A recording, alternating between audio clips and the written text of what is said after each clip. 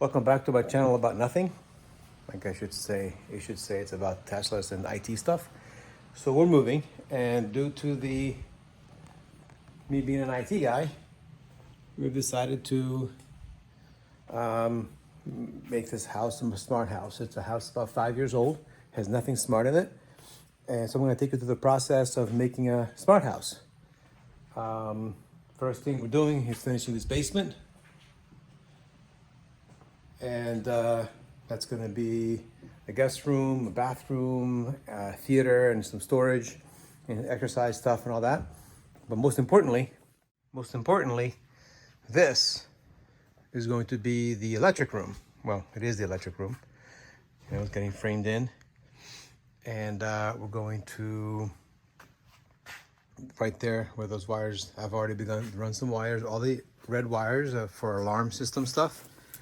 So, you know, mostly sensors, fire, CO, gas detectors, and also have some motion sensors and window sensors and all that.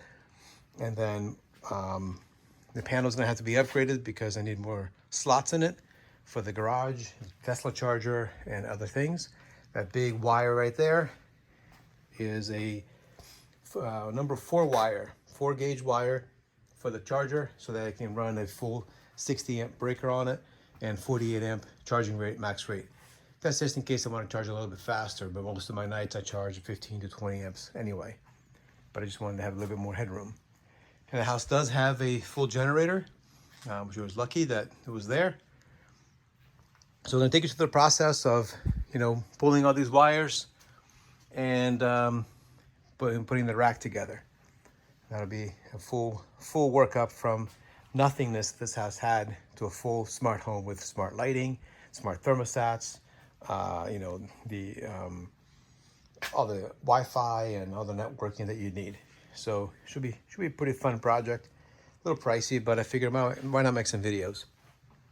So in order to get wires through there to the upstairs, this is going to be obviously drywalled. The ceiling will be drop ceiling. So I just put a little conduit there so I can get the wires under the stairs, and then they go upstairs to the attic through another set of conduits. Mostly it's gonna be low voltage wiring. There are 2 conduits there. One of them will have some Romex for adding a couple of circuits to the 2nd floor, nothing to do with IT stuff. And one of them is all for the low voltage wiring for the alarm system and internet and all that.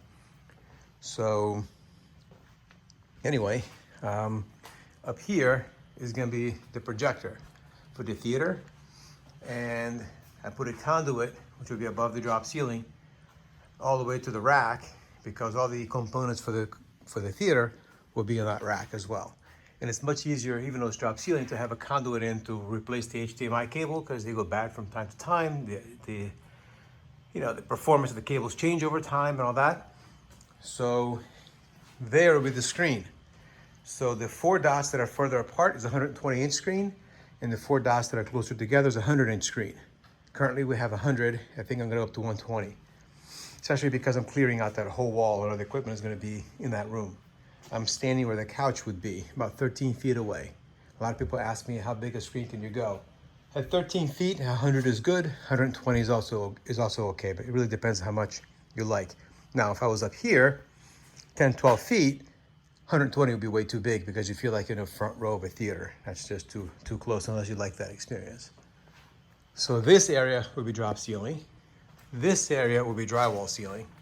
So probably gonna add a conduit from this side to that side for future wiring, so that it's easier to do. And then back there is a dehumidifier, sump pump, water heater, water distribution.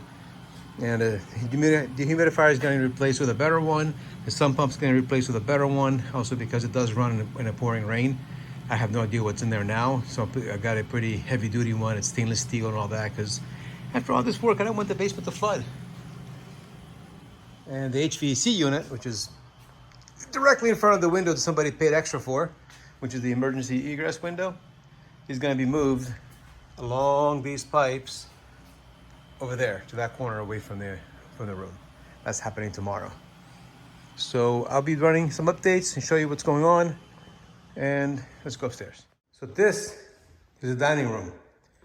The dining room will be my new office.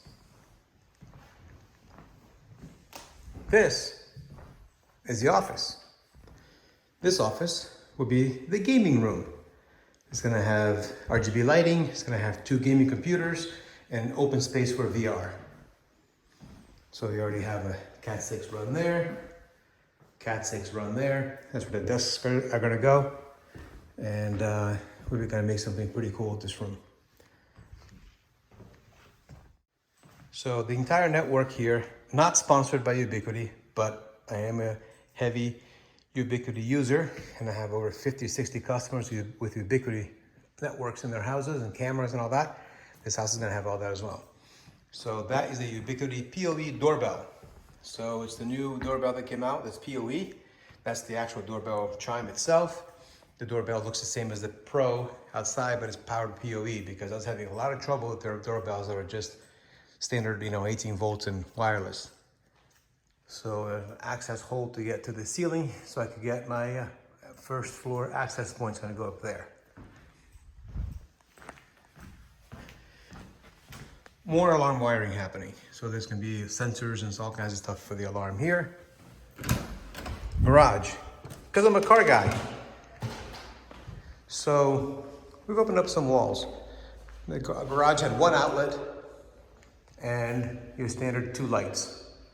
Now it'll have 7 lights between the bays, not on top of the car. So when you open the hood, you can actually look inside the hood without casting shadows. So my mechanic taught me that. So it's gonna be 6 lights, front and back between the cars, 7th light over the workbench, heater in that corner as well, and outlets. There are 3 separate circuit. This is the Tesla charger with number 4 wire.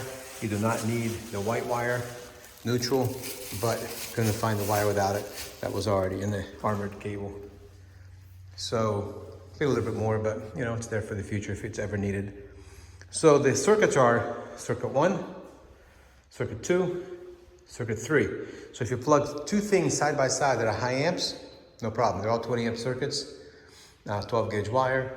So it just repeats. So it goes back to 1, 2, 3. 1, 2, and 3. So that way it's well distributed. You got plenty of power. This garage is a standard new warehouse garage, which is small with 8-foot doors. If you've ever been in a Plaid or driven a Plaid or a minivan, you know those cars are wide.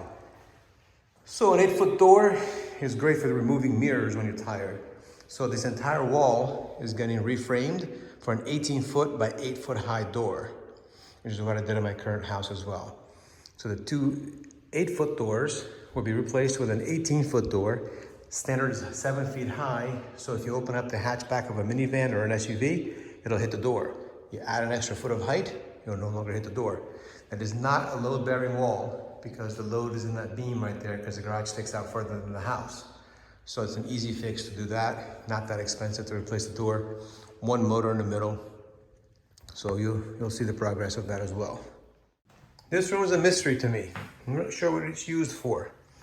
It seems to have gas line and an exhaust, and water lines, and a tub. That's obviously for car parts washing. That, exhaust, maybe you can run a car in here.